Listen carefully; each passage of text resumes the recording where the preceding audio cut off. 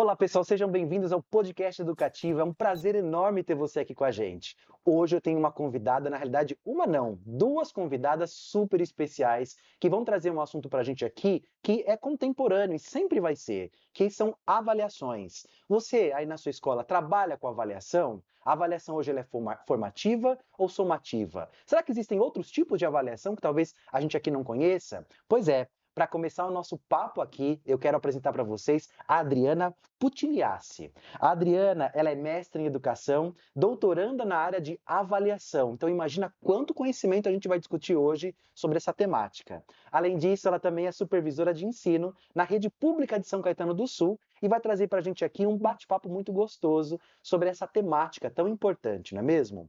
Antes de a gente começar e passar aqui a voz para a Adriana, eu quero também agradecer os nossos patrocinadores, a Engenhoteca. A Engenhoteca é um programa de cultura maker e STEAM que trabalha criatividade, tecnologia, robótica, entre outras áreas de conhecimento, dentro do ambiente escolar. Então, agradeço à Engenhoteca, os contatos aqui da Engenhoteca também vão estar no nosso descritivo. Para começar, Adriana, bem-vinda. Boa tarde, Boa boa tarde. tarde, Jefferson. Boa tarde aí ao público da Educativa.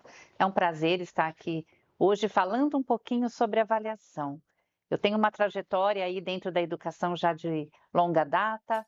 Fui professora de crianças pequenas na rede particular de ensino, depois eu entrei na Prefeitura Municipal de São Caetano e lá fiquei até hoje, passando por vários setores, desde direção, coordenação pedagógica, diretora da cidade e hoje como supervisora de ensino. E estou aí na área do estudo sem parar, né? A gente não para nunca. Sou doutoranda aí na área da avaliação, onde a gente vai conversar um pouquinho sobre isso. Adriana, eu quero começar com uma pergunta básica. Vamos O lá. que é avaliação formativa? Então, avaliação formativa. Hoje, quando a gente pensa em avaliação, se nós estivermos dentro de uma sala, de um auditório com professores, e eu fizer essa pergunta, se tiver 300 pessoas, teremos 300 respostas diferentes. Porque avaliar, ela é muito mais do que só mensurar, do que só ter uma resposta de algo, de um recorte. E quando a gente fala de avaliação formativa, a gente está falando de formar pessoas. Perfeito. Então, a gente precisa avaliar e formar essa pessoa enquanto pensando na forma e na bagagem do conhecimento. Então, a gente precisa ter isso muito definido, né? Hoje, no Brasil, nós não temos muitos estudiosos nessa área, ainda é muito novo, né? E quando a gente fala em avaliação, nós temos alguns autores, mas a grande demanda vem do internacional. Nós temos autoras que falam muito sobre o quão é importante hoje a gente se debruçar sobre essa temática, né? Porque a avaliação formativa, ela vem para agregar a ação do professor dentro de sala e não algo a mais. Então, ela deve acontecer todos os dias, ela deve acontecer a cada objetivo e está muito focado no que a gente planeja, do que a gente já faz. É nossa rotina que precisa ser repensada enquanto professor. Perfeito. E Adriana, olhando nessa perspectiva, um ponto que a gente está até discutindo aqui nos bastidores é que muitas vezes o professor ele fica inepto a respeito dessa questão da avaliação. Então, assim, no geral, já que a gente tratou dessa temática de avaliação formativa, como que a escola hoje ou o professor trabalha a avaliação dentro da sala de aula? Isso. Vamos falar de uma forma geral, né? Quando a gente fala em avaliação, muitas vezes a gente pensa no período de provas de avaliação, no período de recuperação.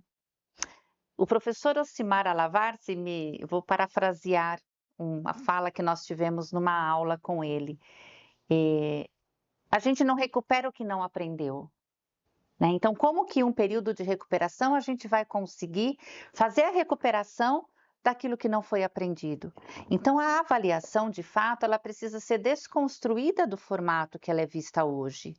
A gente tem a avaliação como algo a ser mensurado num espaço de tempo determinado, de um conteúdo determinado, a somativa. Não está errado. Isso é nossa história educacional, vem de um contexto como esse. Mas existe um outro formato que também é muito válido e garante muito mais que o estudante aprenda. E é nesse viés que a gente vem pensando e como que o professor pode articular essas ações dentro da sua rotina e, de fato, favorecer que a aprendizagem seja alcançada, né? Então, quando o aluno sabe o que ele vai aprender, quando o objetivo de ensino que o professor planeja lá no seu currículo, pautado na BNCC, pautado no currículo da instituição, e ele coloca para o aluno que é de fato o objetivo de aprendizagem, o que o aluno vai aprender, aquilo se torna mais próximo a ele. Então, a aprendizagem, de fato, ela é mais real e mais consistente. Então, o que você está me trazendo, Adriana, é que assim, a avaliação ela tem impacto na vida do educacional desse aluno, Sim. né? E uma avaliação mal conduzida na sua percepção do ponto de vista da educação, o que pode impactar na vida desse Quando a estudante? gente analisa friamente a avaliação, né? Hoje, quando pegamos aí alguns livros e alguns autores, a gente vê que às vezes uma nota baixa, um resultado inesperado, até mesmo um baixo rendimento naquele instrumento, porque a prova nada mais é que um instrumento de avaliação. A avaliação é além daquele instrumento. Às vezes traz sim uma baixa autoestima para aquele estudante, às vezes ele não estava num tempo bom, às vezes ele não estava num dia adequado para fazer aquela avaliação, como qualquer ser humano, né? Nós às vezes acordamos e não estamos tão dispostos a tal, e colocando a gente à prova de uma situação, pode ser que o nosso rendimento seja inferior. Então existem alguns questionamentos acerca disso. Então ter esse único instrumento utilizado dentro da escola, para monitorar e até mesmo agregar o valor àquilo que o aluno aprendeu ou não aprendeu, hoje precisa ser repensado, né? Às vezes aquele estudante não estava num ambiente legal, o rendimento foi super baixo, sendo que é um aluno super bom às vezes na questão da oratória, às vezes na questão da escrita, e naquele momento não teve. E aí eu faço uma pergunta, né? Será que os professores de fato sabem o que os alunos não sabem? Boa questão. Né? Então, às vezes, é fato você colocar um X ali vermelho. Mas será que o professor também consegue pensar o que o meu aluno não aprendeu? O que ele não sabe? Então, fica um questionamento. E olhando nessa perspectiva, isso faz todo sentido, Adriana, porque assim, de fato, você com a avaliação ali geralmente somativa, a gente tem essa perspectiva desse professor colocando lá o X, né? E muitas vezes ele não tem condições. Um ponto de vista meu, por gentileza me corrija, mas pelo número de alunos que ele tem numa sala de aula e não tendo essa base de cálculo justamente desses pontos, né? O que eu posso desenvolver nessa turma? Quais são os pontos de defasagem? O que o professor deveria fazer, então, para ele conseguir ter esse olhar? A avaliação formativa traz isso. Por quê? Quando a gente fala em avaliação formativa, a gente trabalha o dia a dia, a gente trabalha a rotina. Então, a cada objetivo de ensino planejado, a cada instrumento de avaliação que vai ser planejado para aquele momento, a aula tem que ser avaliada ao final de cada aula. Então, Jefferson não entendeu, vamos falar de pontuação, qual é a sílaba tônica? Ele não entendeu aonde que acentua, o outro não atendeu de tal forma, então eu preciso retomar. Eu preciso recompor esse conteúdo. Então, não fica uma lacuna.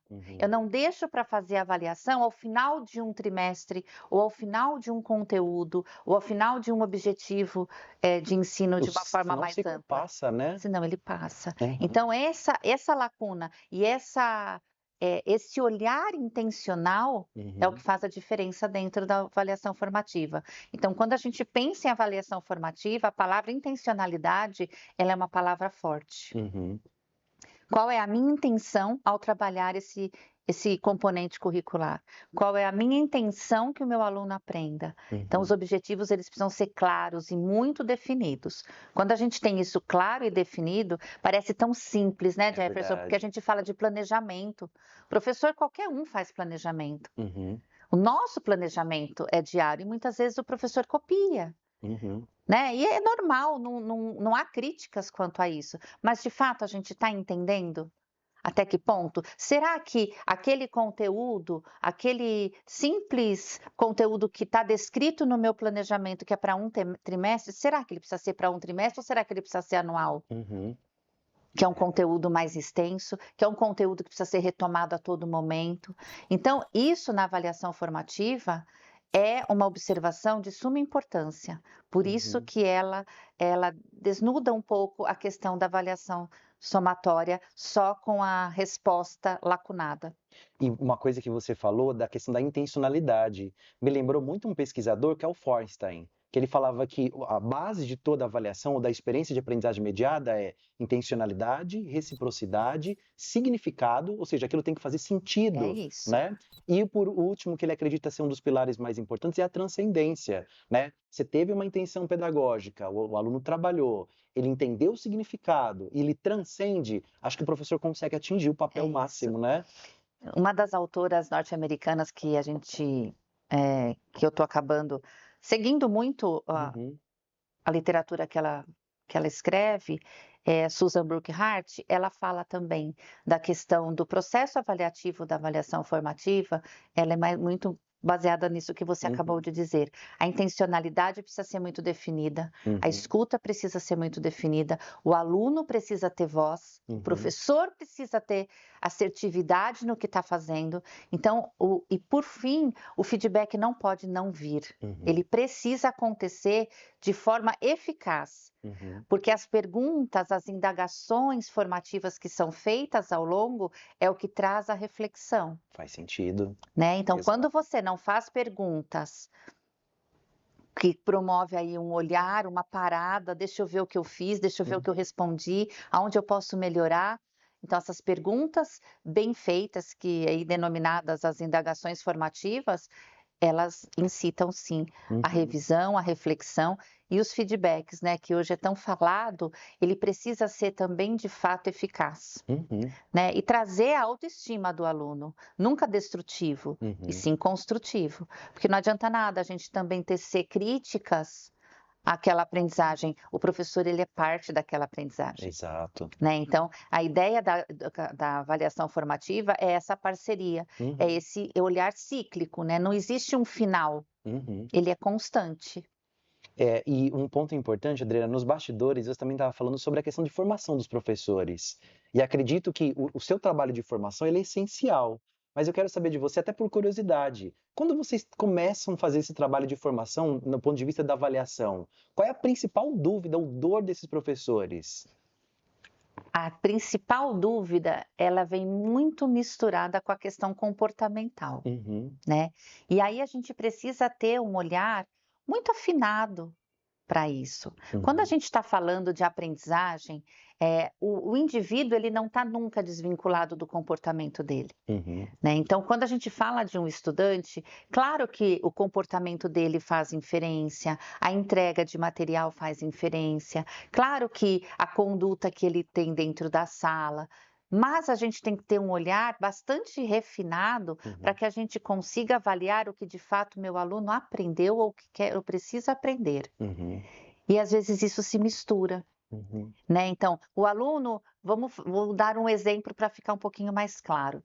Quando a gente participa de um conselho de classe, né, e eu vou perguntar: "Jefferson, como que é o aluno Jefferson?". "Ah, ele é bagunceiro", ou "o caderno dele não está em ordem", ou "porque deixa de fazer". Eu falei questões atitudinais. exato. E de fato, às vezes, é um aluno que compreende, que tem então, Uhum, aonde a gente precisa buscar compreender quais são os aspectos cognitivos e não cognitivos que nos faz uhum, traçar o nosso caminho enquanto professor, uhum, para que a gente consiga essa avaliação e mensurar de fato o que o meu aluno aprendeu, o que ele precisa aprender e o que eu preciso uhum, replanejar. Porque a autora, novamente, a Susan, ela coloca o tempo todo que o replanejamento, o traçar da nova rota, ele precisa ser constante. Eu uhum, não consigo falar dentro da avaliação formativa, eu não consigo pegar o planejamento que eu fiz para o oitavo A, usar no oitavo B da mesma forma uhum, igualzinha. Não, cada um vai ter o seu sentido. uhum, Eles podem estar descritos da mesma forma, uhum, mas a atuação vai ser muito diferente. Então é essa dúvida que uhum, paira quando os professores começam, a formação. Mas e tem Uhum. uma outra situação que também é muito curiosa. Quando a gente começa a formação, a gente pega o material que os professores têm em mãos, que é o currículo ou qualquer outro instrumento que dá esse norte. Eles pouco conhecem o Uhum. próprio documento. Então, quando Coisa. a gente começa a estudar a fundo como Uhum. que está previsto dentro do documento da escola, ou como está previsto, como a gente pode enxergar essa questão de tempo, qual é a intencionalidade de tudo isso. Uhum. Então, torna-se um instrumento tão vivo que às vezes não é. E Adriana, uma coisa me chamou a atenção na sua fala, que é justamente sobre, é claro, a gente percebendo e ouvindo você, é muito desafiador trabalhar com uma avaliação formativa, justamente porque a gente está acostumado com um sistema que faço uma prova, corrijo e ponto final. O Isso. aluno que tem que correr atrás. Mas assim, como é que o professor pode adaptar essa realidade? Porque imagino que deve ser muito desafiador. É, toda e qualquer mudança, né, Jefferson, ela gera aí uma instabilidade. Quando a gente fala em mudança, já pensa, eu saio da minha zona de conforto, será que eu vou saber fazer? Uhum, E a avaliação formativa, ela já é a realidade do professor hoje. uhum, Claro, o professor demanda estar estudando o tempo todo, né? Ele precisa estar se reciclando aí dentro das várias oportunidades de aprendizagem que a gente tem. uhum, Porém, a avaliação formativa, ela precisa ser repensada, é o dia a dia da aula. uhum, Então, esse dia a dia, o professor já está lá. Quando a gente fala no planejamento de aula, dentro da avaliação formativa não pode existir improviso. sim. Então, o improviso, ele desqualifica toda e qualquer aula. Mas isso não é só pensando em avaliação formativa. Ele desqualifica qualquer ação nossa, Uhum, né? Se a gente for fazer hoje esse podcast, se a gente não pensar, não tiver aí ideias na cabeça, estruturas, a gente desqualifica. Então a avaliação ela vem para qualificar a aula uhum, e o qualificar o dia a dia. E, claro, a avaliação somativa, esse período do recorte, da prova, isso não deixa de validar, uhum, porque ele é um instrumento, mas nós temos muitos outros instrumentos avaliativos, uhum. né? Então, é desafiador para o professor, que ele precisa estar o tempo todo com a escuta ativa, com o olhar direcionado para aquele estudante, para o outro estudante, que tipo de pergunta e estratégia que eu tenho que agir. Isso tem que ser claro para ele. Uhum, Por isso que é importante, antes da avaliação formativa se tornar prática, esse estudo. uhum, Porque quando a gente tem claro todos os objetivos a serem atingidos, eu tenho claro a ação que eu tenho que tomar. uhum, Né? Então, os meus instrumentos de avaliação também são mais claros. Então, isso é em qualquer rotina. uhum, Quando a gente vai estudar para uma palestra, quando a gente vai estudar para um concurso, quando a gente estuda, tem clareza daquilo, a gente vai mais confiante. E a aula precisa ser de total confiança do professor. E quando o professor apresenta qual é o objetivo de aprendizagem, é tão simples, né? O objetivo de ensino e o objetivo de aprendizagem. Então, às vezes tem até dúvida do que é, uhum, mas o objetivo de ensino é claro, é o que eu vou ensinar. uhum, Ele está ali na BNCC. E o objetivo de aprendizagem, o que meu aluno vai aprender? uhum, Ele precisa saber disso. E quando ele sabe, eu tenho que sair dessa aula sabendo o que é sílaba tônica, eu tenho que garantir que ele saiba o que é sílaba tônica. uhum. É simples. E Adriana, vê se eu entendi bem, tá? Assim, não que a avaliação somativa ela é o vilão. Na realidade, como você menciona, ela não é o único instrumento, né? Isso. O professor ele deve buscar esses É, instrumentos para deixar essa aula mais rica, para poder saber, para entender qual é o caminho que esse aluno está percorrendo no processo e ofertar para ele as melhores ferramentas de educação, né? Como que ele isso. vai aprender é isso? É isso. Aham, Não existe o melhor e o pior. uhum, Existem avaliações e formatos, né, e instrumentos. uhum, Então, hoje nós temos nas escolas, e isso é muito comum, fui diretora em muitas escolas e na minha época também, uhum, a semana de avaliação. E tudo bem, uhum, ela pode continuar acontecendo, mas o professor tem que saber de fato o que aquele estudante sabe. uhum, E aí que está nosso grande desafio, uhum, né? Porque às vezes essa é a única avaliação que é feita, e de um trimestre ou de um bimestre.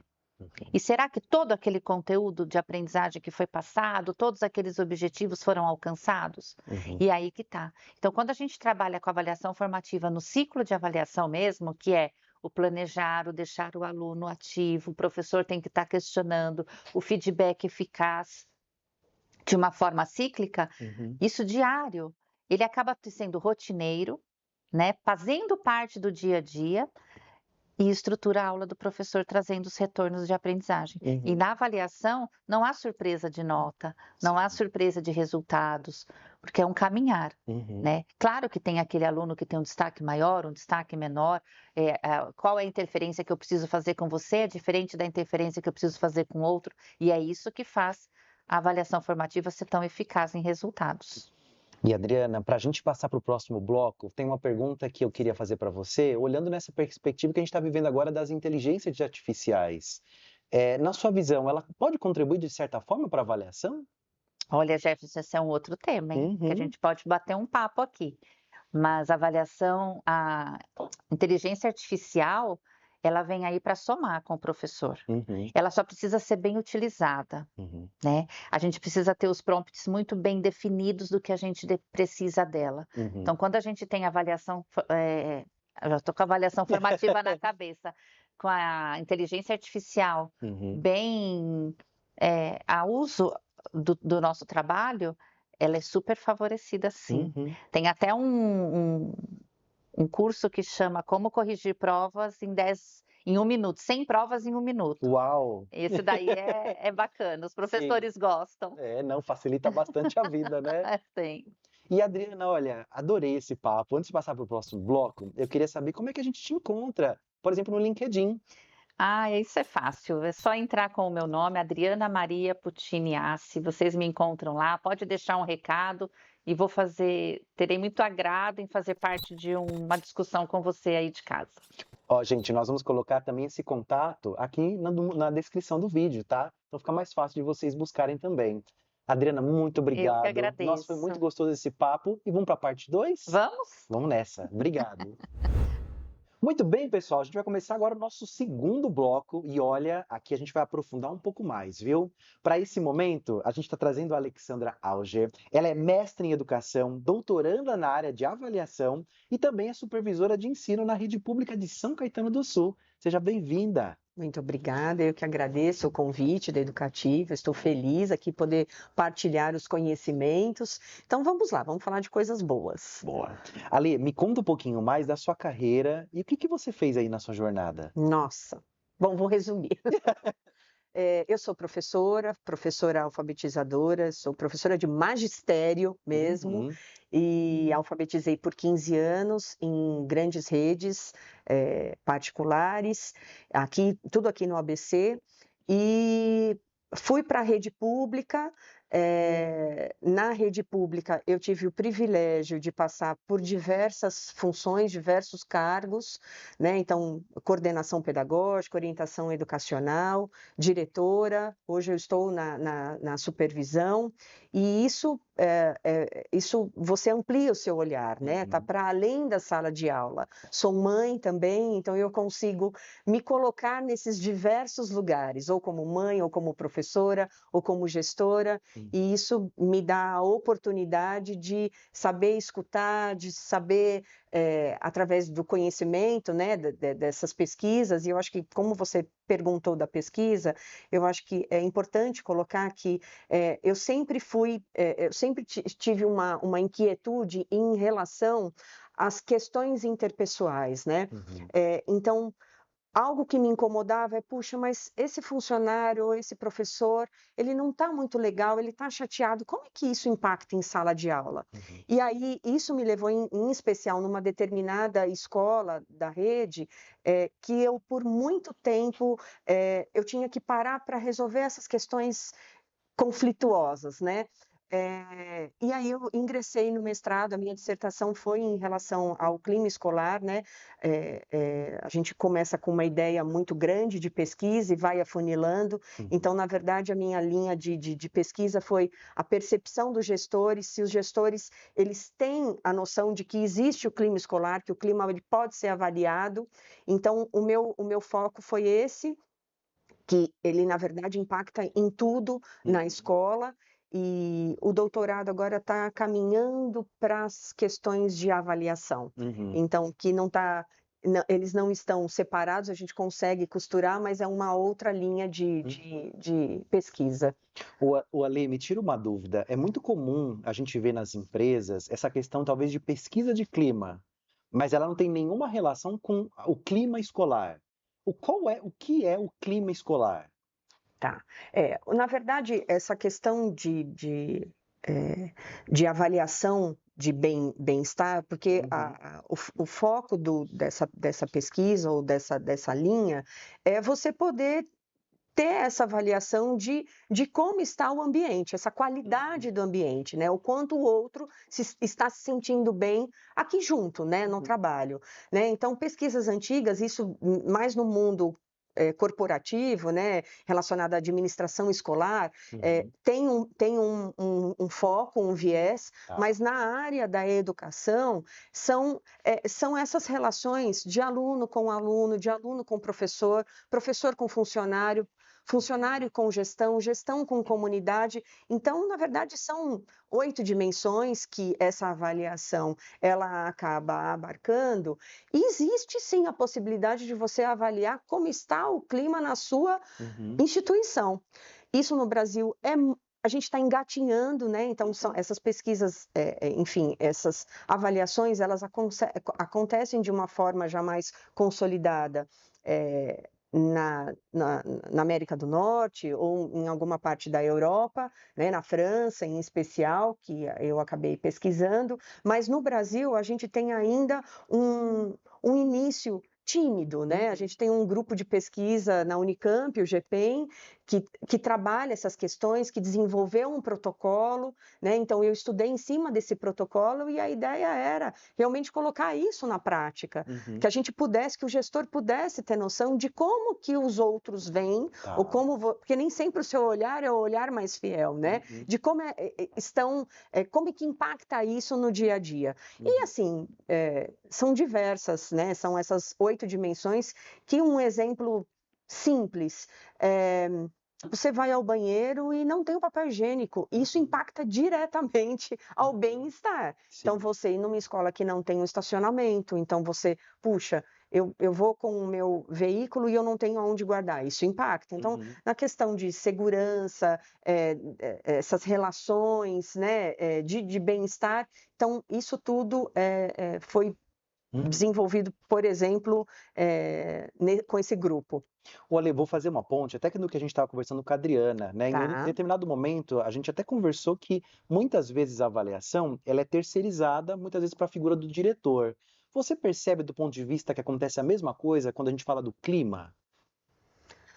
Sim, na verdade, se procura um culpado, né? Então, se as coisas elas não estão dando bem, é porque tem a figura de alguém que não permitiu. Então, eu acho que toda esse movimento e essa avaliação é você colocar o sujeito como protagonista. Então, poxa, se de repente lá a situação, às vezes até de cafezinho, não tem um cafezinho na sala dos professores, se eu puder avisar alguém da cozinha, a gente resolve isso. E não acabar terceirizando uma situação simples que às vezes gera um problemão. Então, sim, às vezes isso existe a figura de alguém que é culpado nesse processo. Mas a reflexão desse processo, e para que isso aconteça e todo mundo esteja bem, é essa autorreflexão de que todo mundo é um sujeito, é o protagonista da história.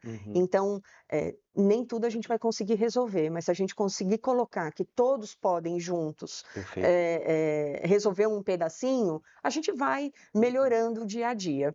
E olhando nesse ponto ainda, né, e fazendo uma relação com a avaliação, qual é a sua perspectiva sobre a avaliação, né? O que você tem estudado dentro do seu doutorado? Bom, aí a gente vai seguindo, porque a avaliação que hoje eu pesquiso, ela é bem diferente da avaliação que eu atuava enquanto professora, né? E aí eu percebo que não é por uma intenção de não fazer o melhor, é por falta de conhecimento. Infelizmente, a avaliação, ela não é, na nossa formação, ela não é estudada, a gente não tem. Você teve uma disciplina de avaliação? Nunca. Pois é, e a gente vem perguntando isso para diversos professores, inclusive pelo Brasil, às vezes em auditórios cheios. Daqui, quem já teve a disciplina de avaliação? Ninguém, porque isso realmente é algo que está iniciando. A gente tem os nossos modelos mentais e a gente tem aquela situação já pronta. Eu leciono, eu vou, entre aspas, dando a aula, e para o final do bimestre ou do trimestre a gente avaliar. O ideal, que é isso que a gente vem pesquisando, é que a avaliação ela tem que estar no início. O que eu quero que o meu aluno saiba? Então, daí para frente, o que eu vou avaliar é que eu vou construindo com ele, que é um pouco da avaliação, o ciclo da avaliação formativa, né? É desconstruir o objetivo de ensino, né? O que eu de fato quero ensinar, mas que o aluno saiba qual é o objetivo de aprendizagem, o que eu preciso aprender naquele dia, e não no bimestre ou no trimestre. Porque, veja, não faz sentido eu avaliar uma situação antiga, que já passou. Então, essa... Foi uma oportunidade perdida, né? E a gente perde o time, né? Porque se naquele momento o estudante ele não estava muito legal, até por impacto do bem-estar, ele está, enfim, não está se sentindo não está se sentindo bem porque discutiu com o melhor amigo. A aprendizagem não vai acontecer da melhor forma, porque a cabecinha dele está ali, está um sequestro emocional. E aí, passou a aula, passou, o professor não percebeu, o aluno também fingiu de que aprendeu e não aprendeu, ele vai ser avaliado lá no final por essa situação que poderia ter resolvido ali naquele momento. Então, é nesse estudo que a gente vem se debruçando de que as coisas elas precisam acontecer em sala de aula. É possível, mas a gente sai um pouquinho da zona de conforto, como a Adri comentou, colocou muito bem. A sua rotina ela tem que mudar, porque eu preciso desconstruir esse objetivo de ensino, né, para que fique claro para o estudante qual é o objetivo de aprendizagem, o que naquela aula ele precisa saber, porque se ele não aprendeu, a gente vai ter que encontrar alguma outra trilha de aprendizagem. E esse feedback acontecer, né? Para que as coisas avancem. Então, a cada 2, 3 semanas, que se tenha uma verificação de aprendizagem, e não exatamente somente a prova. Né? E eu percebi na sua fala, Lê, me corrija, que parece que é um efeito dominó, né? Porque se você não tem um clima adequado, o exemplo que você deu, do aluno brigando com um coleguinha, como é que ele vai estar preparado para trabalhar com algum tipo de avaliação? Então, aquilo vai trazer o impacto, né? O impacto das famílias, o impacto do que ele vive no cotidiano dele na sala de aula. Então, tudo isso tem relação, está conectado. Tudo conectado, é tudo uma grande engrenagem, né? Então, quando a gente olha, normalmente as escolas têm equipes grandes, né? E quando a gente olha de longe, a gente vê tudo que misturado, né? Um pouco também do que a Adri comentou, são os aspectos cognitivos, dos não cognitivos, cognitivos. A gente não tem como repartir o estudante, e é mais ou menos isso. Nossa, mas ele é bonzinho. Ok, ele é bonzinho, mas ele pode não estar entendendo nada. Exato. Quantos alunos meus que a gente pegava um caderno lindo, mas não sabia de nada. Quando você perguntava, não sabia. Então, que a gente possa sair desse quadradinho de que, assim, é só a prova que avalia. A avaliação é muito além. Então, no papel, está ali, avaliação contínua, avaliação processual. O que, de fato, isso na prática é?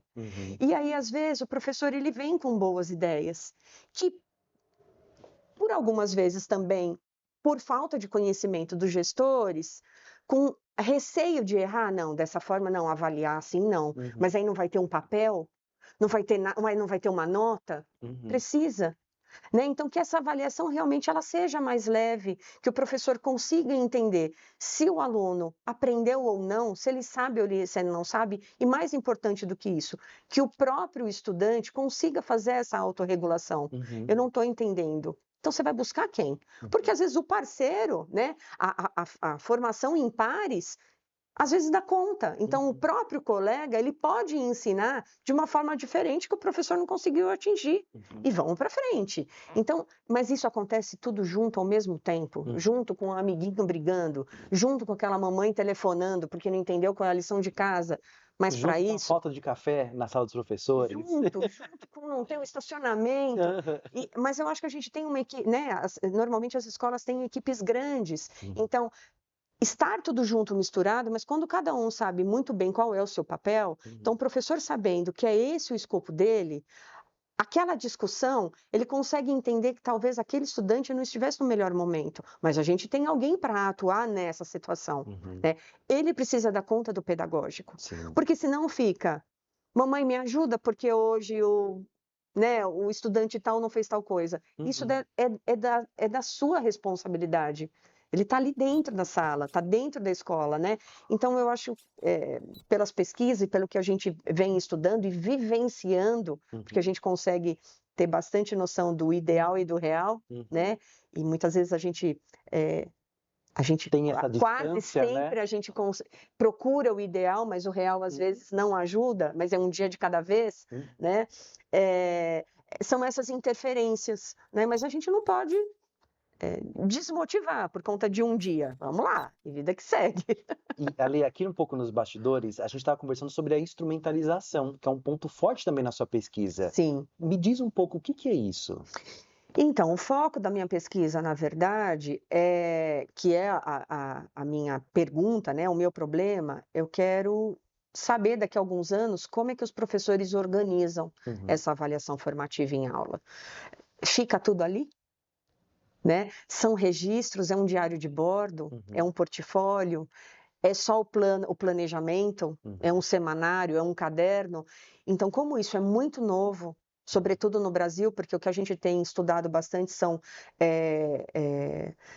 estudiosos norte-americanos, é um pouco da Austrália, então isso está ainda muito distante do Brasil. Então, a gente vem aí realmente abrindo o espaço aí no meio dessa floresta, Vocês né? estão explorando ali o canavial, né? Tirando o mato alto. Isso, exatamente. A ideia é como é que os professores se organizam, né? E se eles não pensaram nisso, como é que eles vão pensar em qual vai ser o instrumento? Porque a partir do momento que ele tem muito bem organizados os objetivos de ensino e os de aprendizagem, nem sempre o que ele vai organizar no 8º A vai dar conta do 8º B, porque as crianças, os estudantes são diferentes, né?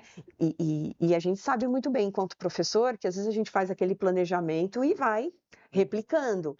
E é uma questão de conhecimento, e é isso que eu estou buscando na minha pesquisa. E você já tem alguma hipótese? Assim, o que você está levemente ali. Tenho, mas eu acho que eu vou deixar guardado para um próximo momento. Fechado. Porque, olha, daqui 4 anos eu quero que vocês voltem aqui para contar, viu? Estarei aqui. Eu tenho, sim, algumas suspeitas.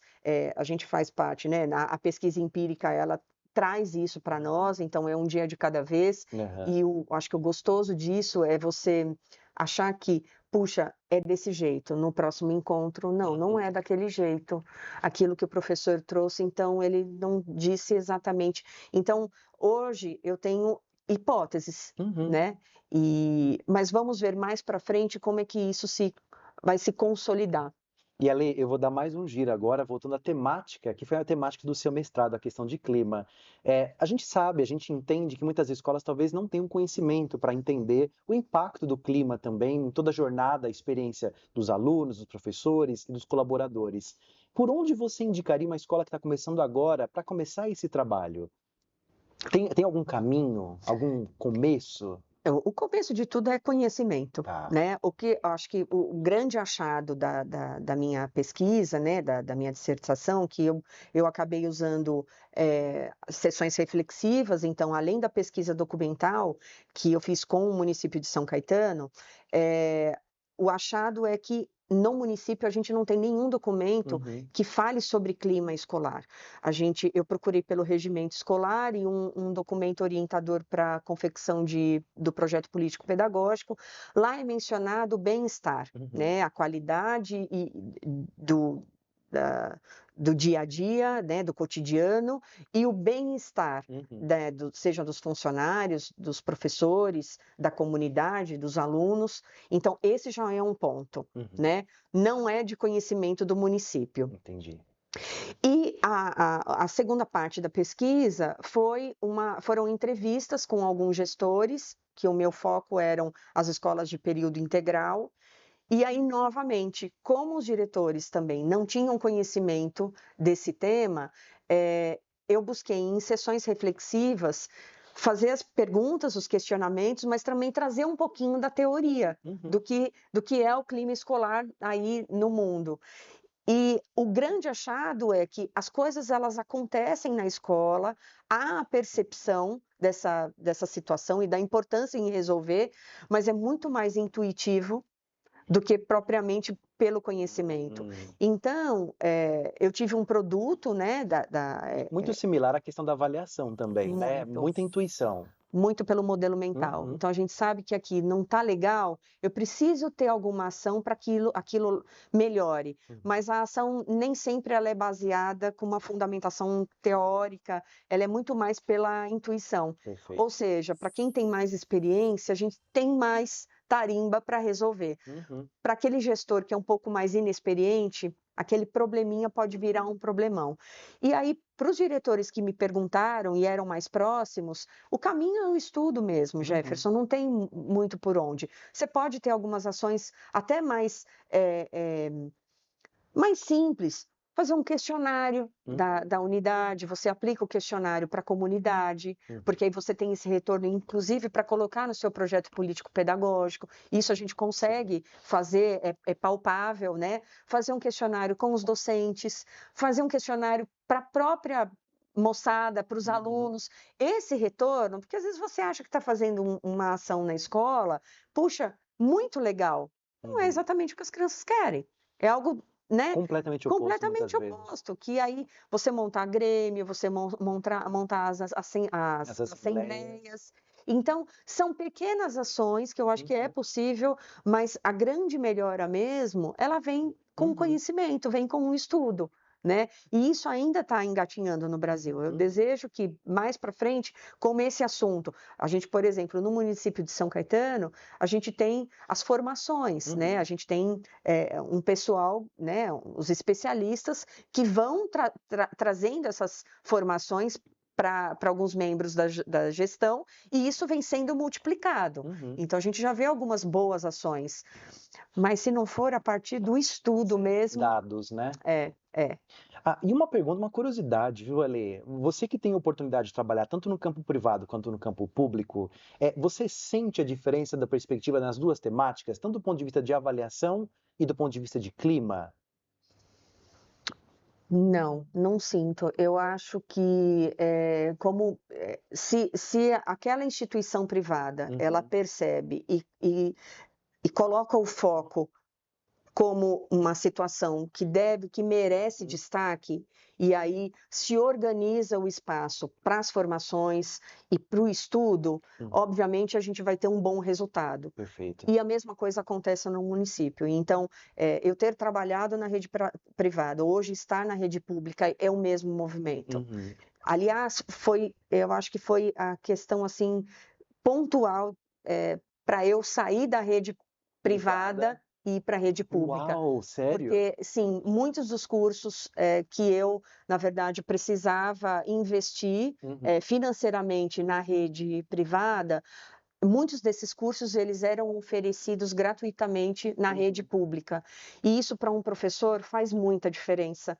Então, foi um dos motivos para eu ter prestado concurso, ter saído do meu município e de prestar concurso no município vizinho, pelo acesso a conhecimento. Então, eu acho que é pelo estudo que a gente consegue avançar, né? Ter propriedade para falar, saber do que você tá falando para a gente poder avançar. Acho que o estudo ele traz isso.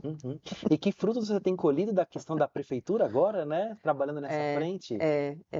Eu acho que a gente tem um investimento, né, no município e a gente pode atuar também com as unidades escolares, os gestores também são abertos, eles também gostam de estudar, porque, enfim, para toda essa pesquisa acontecer, houve um convite, houve uma aceitação para um curso para além do horário do expediente, né? Porque essa é uma pesquisa que acontece no período noturno.